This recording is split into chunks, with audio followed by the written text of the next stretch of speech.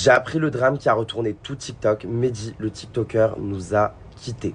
Je suis extrêmement déçu, choqué, énervé de ce monde. D'après ce qu'on a pu comprendre, il nous a quittés suite à trop de harcèlement, qu'il n'en pouvait plus, qu'il a craqué et qu'il ne trouvait plus aucun issue à cette situation. Ce qui me touche, c'est que ce garçon, je le connais personnellement. C'était un ami à nous. Ça fait plus de 3 ans qu'on le connaît.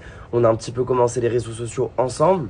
Et je sais que ce mec, il kiffait les réseaux. Il faisait vraiment ça pour être aimé des gens, pour partager avec les gens. Et il aimait vraiment ce qu'il faisait. Et ce qui m'énerve, c'est que derrière un téléphone, c'est facile d'insulter, de critiquer, de harceler quelqu'un.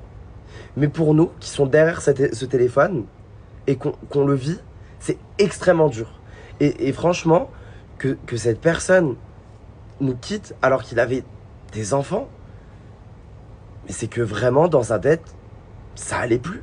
Et c'est vrai que quand on se fait harceler sur les réseaux, c'est très dur d'en sortir.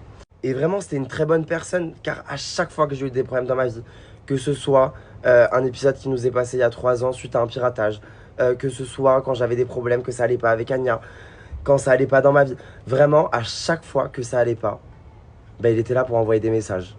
Et d'en arriver à ce point, de quitter tout à cause du harcèlement, enfin, faut vraiment que ça s'arrête. Enfin, dans les écoles, il y a du harcèlement, sur les réseaux, il y a du harcèlement. Moi, je comprends pas tous ces harceleurs, pourquoi vous continuez à faire ça. Si vous faites harceler, parlez-en, ne restez pas dans le silence. Parce qu'à tout moment, quand on s'en sent seul, c'est à ce moment-là qu'on peut faire des catastrophes. Condoléances à sa famille, car je sais que ça va être une épreuve très difficile à surmonter.